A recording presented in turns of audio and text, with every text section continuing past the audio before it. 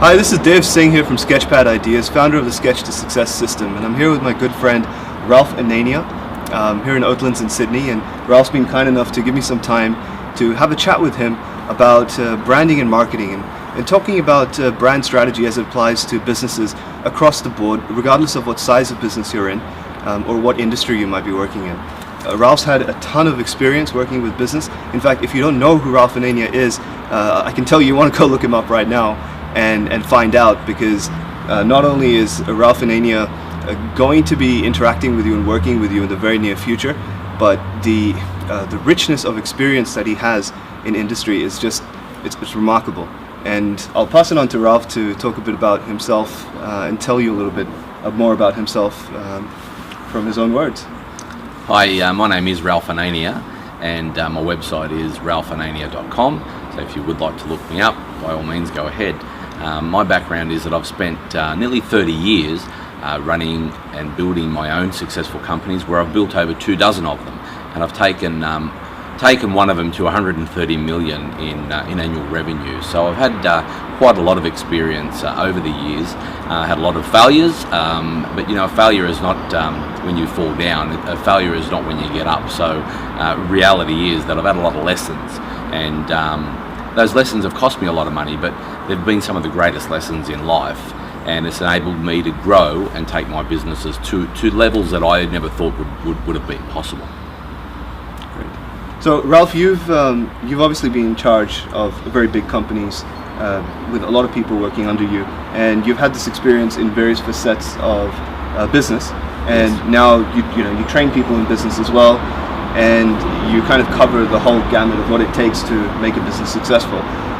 I'm really curious to know, and I'm sure in the context of this video the audience is curious to know as well, what's your experience been with branding and marketing specifically?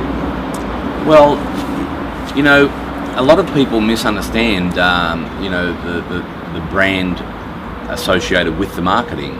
I look at message to market match.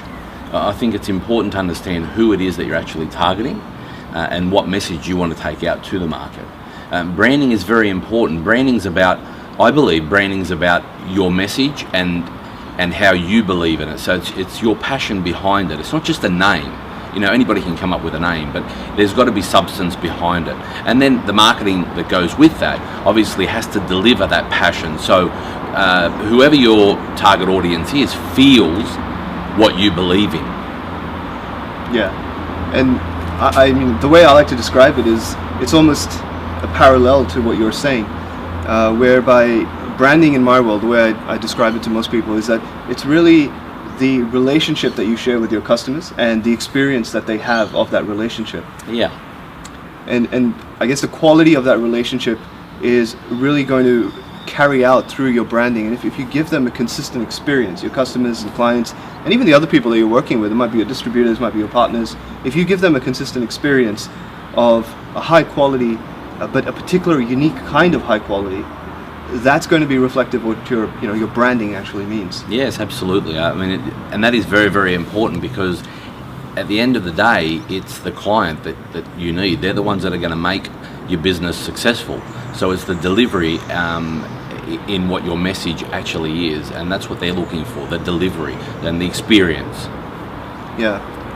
Over the past 10 years, I've, as we spoke about this before as well, that over the past 10 years I've been obsessed with what makes people work in certain ways, and what makes certain people stand out from the crowd amongst others. And my journey in this started studying social dynamics, and I have to confess that it started because I was terrible with girls, and I wanted to know, how could I present myself in a way that made myself a more attractive man. And what I realized was that I was so fascinated with with businesses and organizations that I realized the same principles actually applied in business as well, in organizations. And then throughout university, studying business, majoring in human resource management, studying medical science, specializing in behavioral sciences subjects, and then going on to work in management consulting for a few years, working with various types of organizations, nonprofits, NGOs, social enterprises.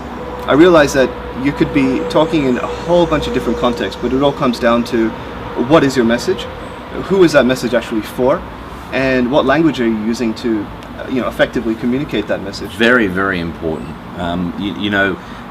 the language is such an integral part of everything you do, because you have to understand your audience.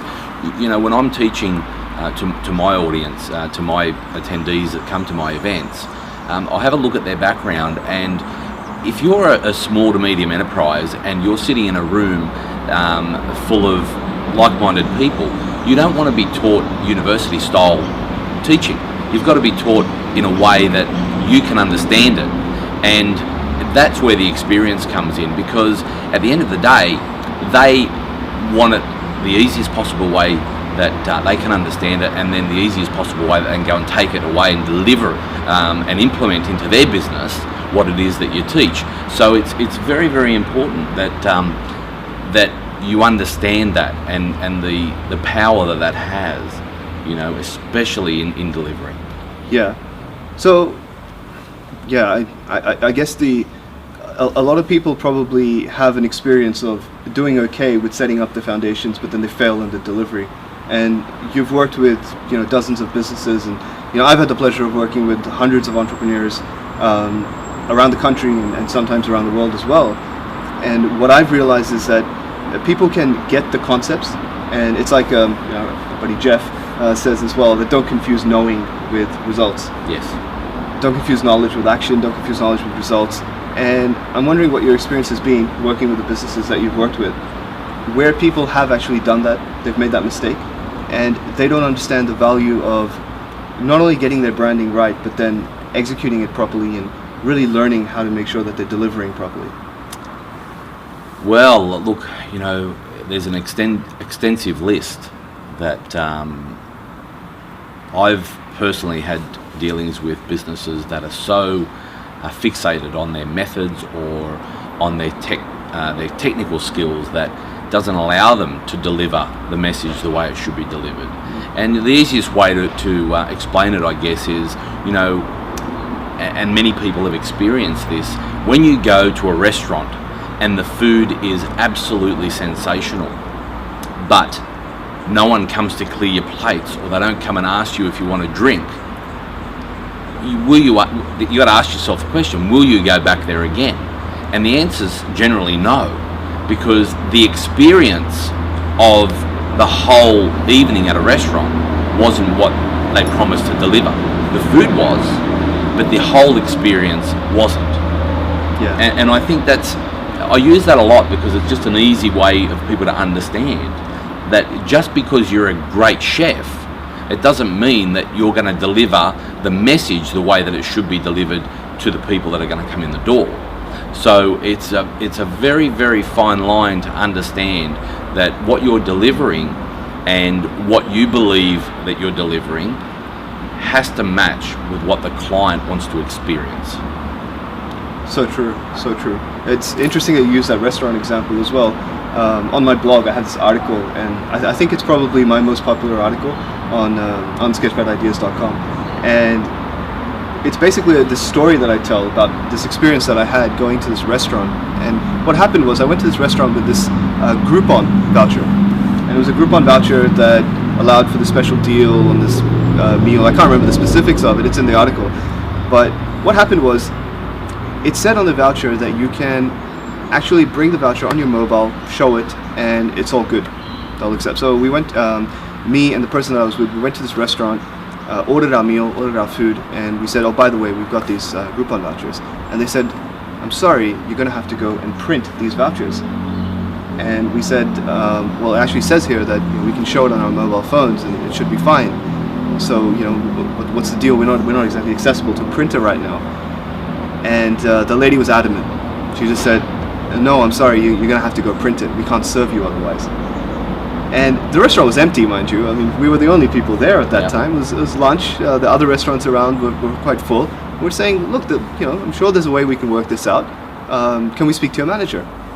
So the manager came out, and he said, what's the problem? And we said, well, this is the issue here. And he said, yes, I'm sorry, you're going to have to go print this. And he said, there's actually a corner shop just around the corner from here. If you walk up a couple of minutes, you can go there and you can print the vouchers and you can bring them back and we can serve you. And it was just so hilarious, because how is that serving us? Not only did he want us to, basically leave the restaurant and give us all that time to think about whether we want to stay there, but he was being quite abrupt and quite rude about it as well. And on top of that, we were being quite reasonable and quite polite, but he just wasn't reciprocating with that attitude. Now, mind you, he made a concession, and his idea of giving us a concession was allowing us to order the food first, go and print the voucher and bring it back. And we were just so frustrated at that point that we went and we got the vouchers and we brought it back to the restaurant. But what happened was we came back and the food was really good. But do you think that we're going to go back again just because the food was good? It doesn't make a difference. Our experience was so miserable. Yeah. And at the end of the meal, I just said, we just want to eat in peace. We had our meal, we finished up, and I took out my business card and I said, by the way, I'm a marketing consultant. And he looked at me and he smiled and he said, "Oh, that's so exciting. We're actually looking for a marketing consultant. We need a lot of help with marketing." And I said, "No, you don't. You need help with, just basic human courtesy, basic customer service." And I think that's the difference between branding and marketing. People think that they can be really savvy with marketing, little gimmicks like a Groupon certificate, little vouchers here and there. But all of those things are really at a tactics level. And I think if you don't take care of the basic philosophy that you have in your business and make sure that your philosophy is actually integrated with your strategy, you're not going to be very successful, because you can have the best tactics in the world, but as Ralph said, if you're not congruent with it to actually deliver that experience that your customers and clients actually want, then what's the point? Very, very true. And I'm surprised that you actually stayed and ate there, because I wouldn't. Yeah. And that is the point, that we mistaken marketing with branding a lot of the times, because the restaurant was marketing, and looking to bring clients into his business, but look at the way they were treated when they got there. So they miss that whole message. They don't understand what it's really about, and I just find it bizarre, how people they think marketing is just to get people in the door. And I say this to a lot of my own clients as well. If you want to create a business week atmosphere in your business, I can do that. That's not a problem. Marketing allows you to do that. That's a beautiful part about marketing. Yeah. But you know what? If you create that and you're not prepared for it, and you get flooded with people that come to your door and you can't serve them, then all you've done is wasted your money on marketing, and you've annoyed probably hundreds, if not thousands, of people that have come for whatever it is that you've offered. Yeah. But you can't deliver on that offer. Exactly. So then what is that? The question then is, what does that do to your brand? Yeah. How have you taken that message across? You've just destroyed your brand. Because what I've found over the years that, and especially, it's funny when you've got children and you're at an event with a school and you've got other parents in there. You always seem to be talking about experiences that you've had either in a retail outlet or a restaurant. And it's funny how the word just spreads, and it spreads like wildfire. So a bad experience can travel a lot faster than a good experience from a client's mouth. Yeah. And it's a lot harder to fix that sort of a problem, because word of mouth is the strongest, I guess, point of marketing, if I can say that. And when the message isn't relayed properly in your marketing, then it can do a lot of damage for you. Yeah, absolutely. And over the years of having worked with dozens of entrepreneurs, I've had this experience where we have these conversations again and again, and people still don't get it. We'll have this conversation. I'll explain to them what Ralph and I are talking about right now, and they'll still turn around and they say, "Okay, so Dev, should we have a Facebook page or not?" And I'm like, "Come on, that's not the point." Yes. There needs to be something that you need to think about before you even get to that level of thinking about whether what your website should look like, or whether you have a Facebook page or not, or whether you engage with Twitter.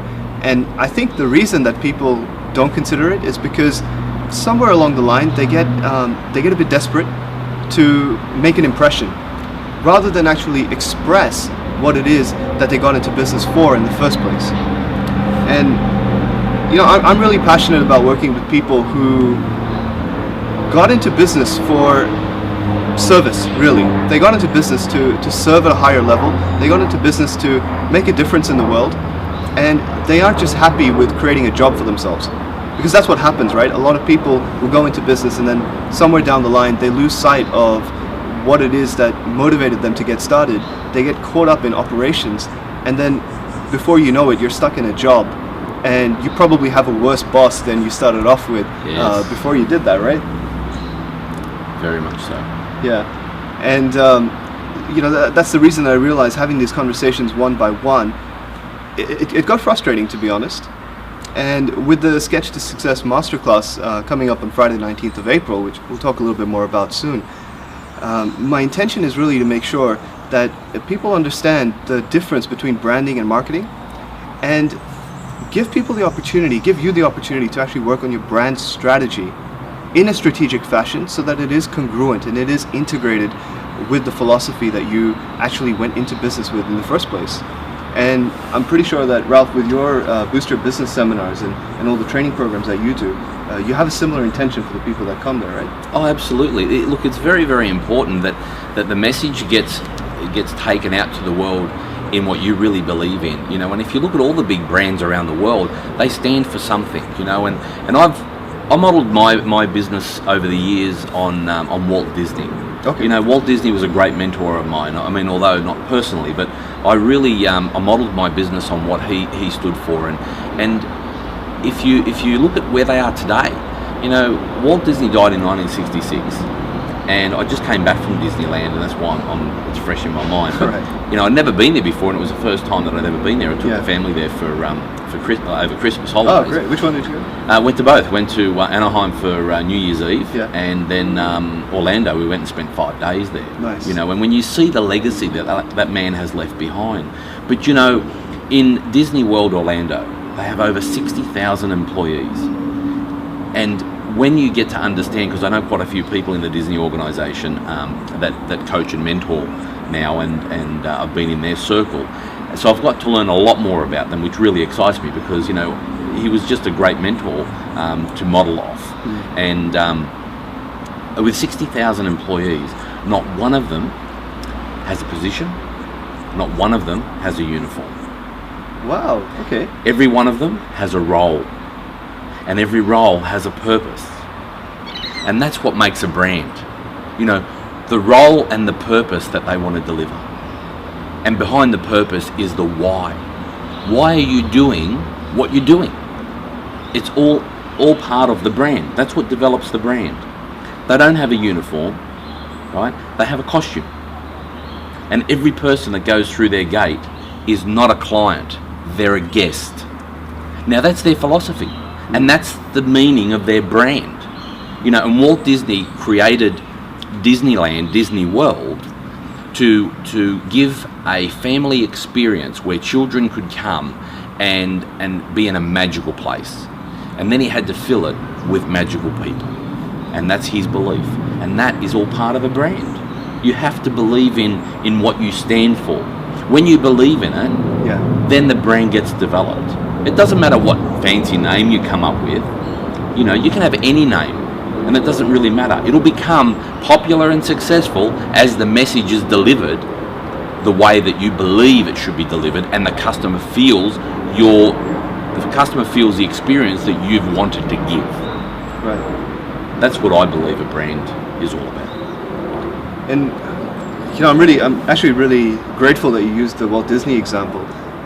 Something that I'm really excited about covering in the Sketch to Success Masterclass is that people can learn a lot from big brands and not get caught up in thinking, well, it's easy for them to do it because they're Apple, they're a huge multinational, or it's Walt Disney, they've got years and years of legacy behind them, and they're all around the world catering to millions of people.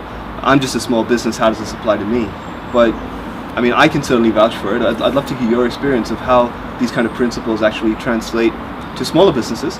And also, the conversations that sometimes people have is when they say, well, you know what, these guys are talking a lot of fluff, and all of this stuff sounds nice once you have a successful business behind you, but how does it actually translate into dollars?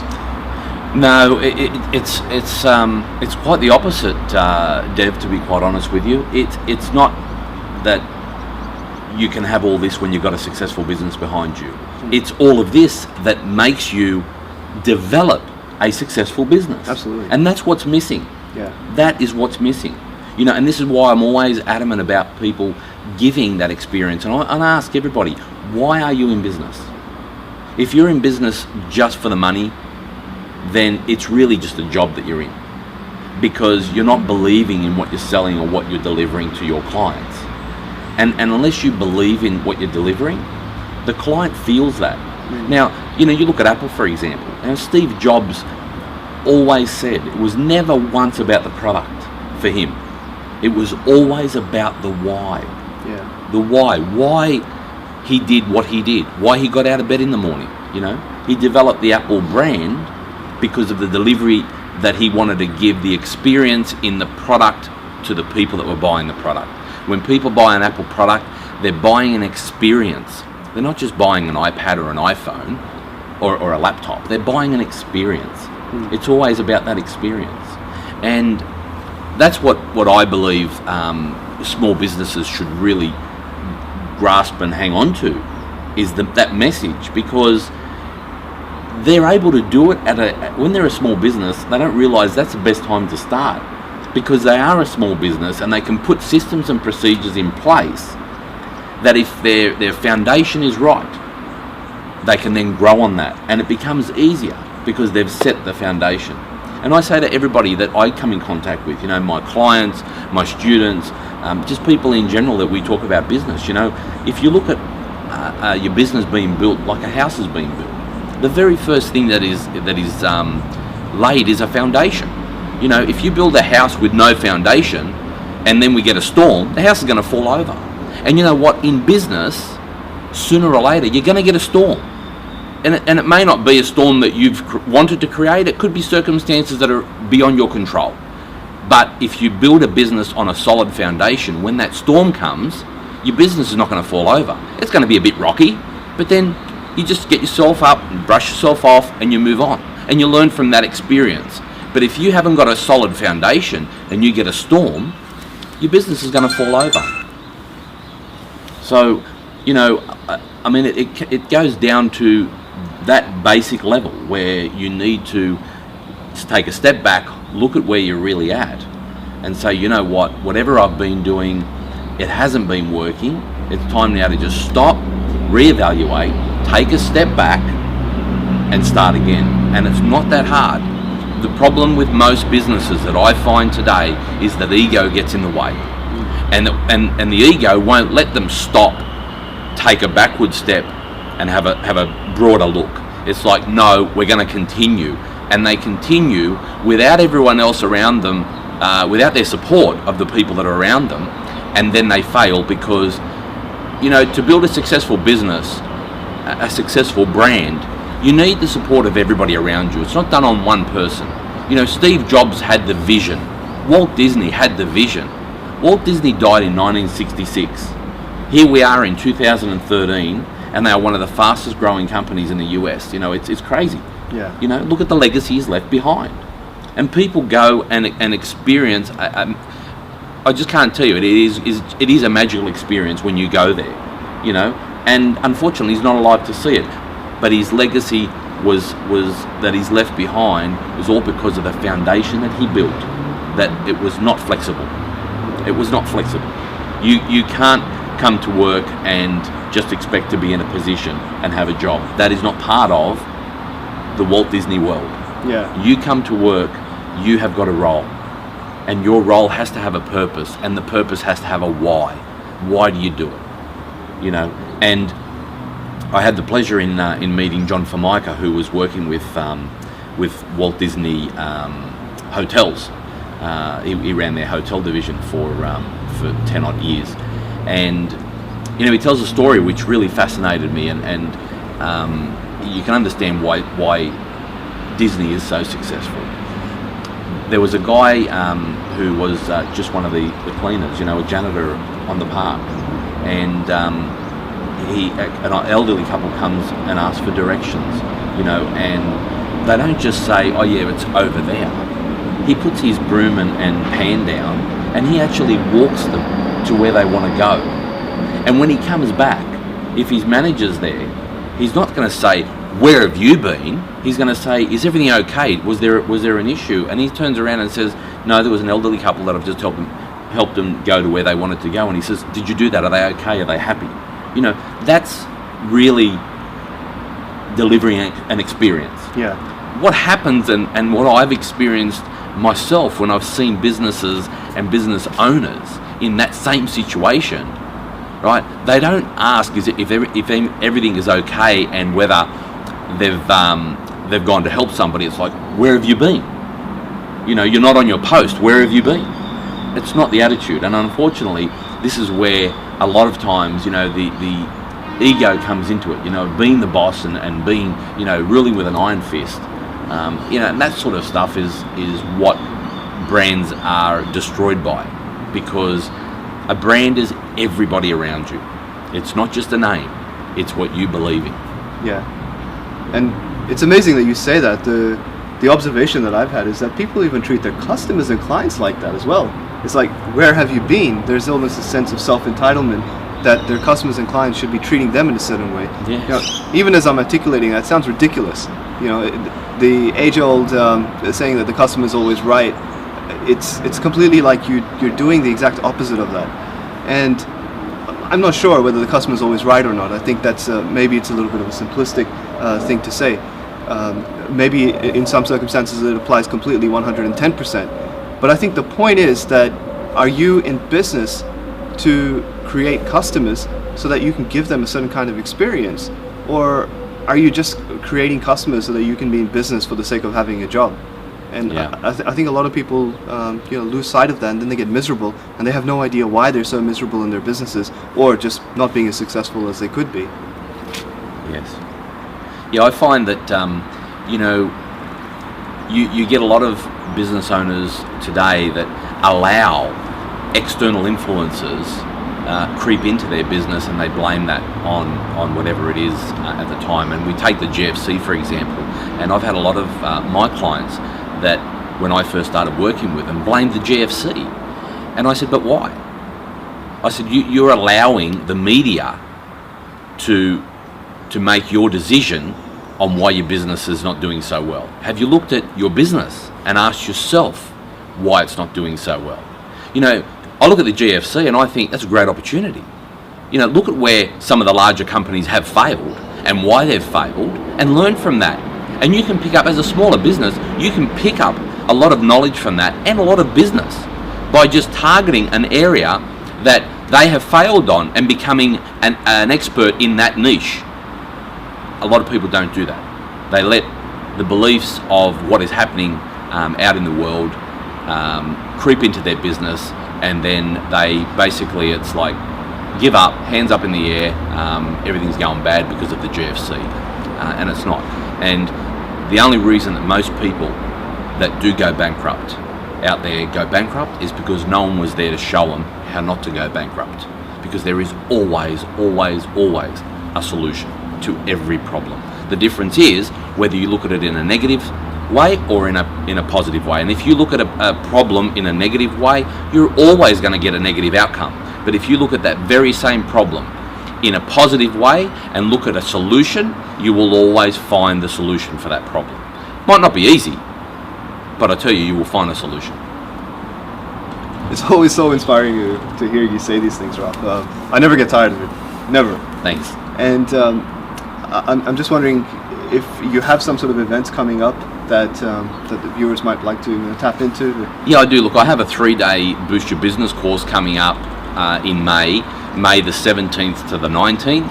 If you go on my website, it's ralphanania.com, and you go on the events section, you'll see that.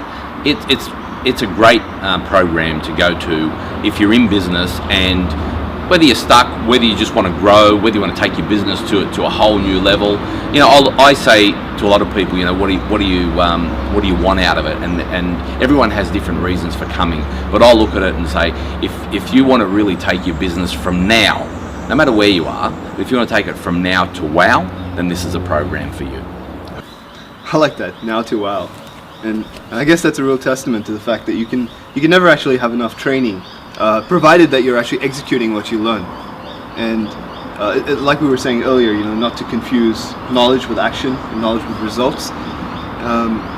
Which is why I guess both of us are really passionate about the kind of trainings that we do, and which is why I'm really excited about the Sketch to Success Masterclass coming up on Friday 19th of April in Sydney.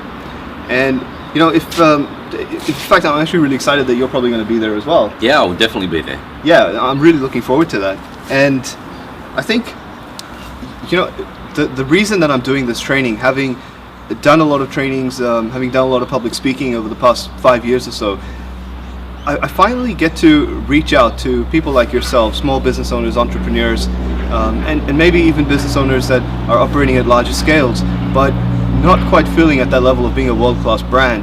Is because I'm really passionate about working with people who are interested in not just getting stuck in a job that they've created for themselves, but are interested in learning from the big brands around the world as what it is that makes them big, what it is that makes them premium, and how can you as an entrepreneur, a small business, create that impact for yourself so that you can serve more people without spending millions of dollars on an advertising budget, without creating so much workload for yourself that you basically become a corporate executive working 100-hour weeks.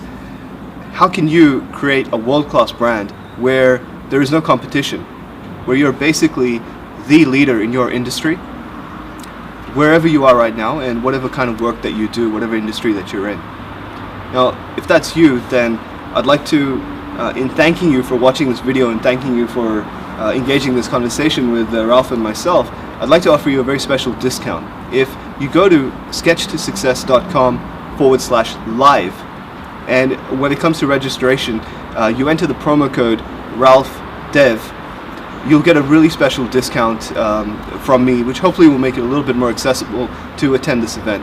And I really look forward to seeing you there. And finally, it's been a real pleasure chatting with you, Ralph, and thank you so much for your time. Thank you, Dev. Look, it's been a pleasure for me too, and I just wanted to say to your viewers out there that over the years I've been to many seminars. I was never a genius at school, so for me it was about business. So I'm always looking at learning new things and taking as much in from these seminars and events that I've been to over the many years. And I encourage you to come along if you haven't already registered. Then after this video that you go and do register, because you will learn so many new things. We have to keep up with what's happening out in the world, as we said earlier, and I find that you don't go to any event and not learn something. So it'd be well worth your while to be there, and I'm looking forward to it because I'm always looking at learning new things. So I hope to see you on the 19th. Thanks, Ralph, and thank you.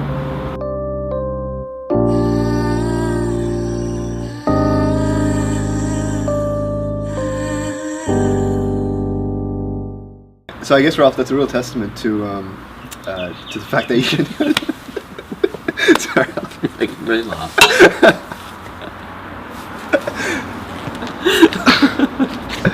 And I guess that's a real testament, Ralph, to the. Hey, I didn't do any.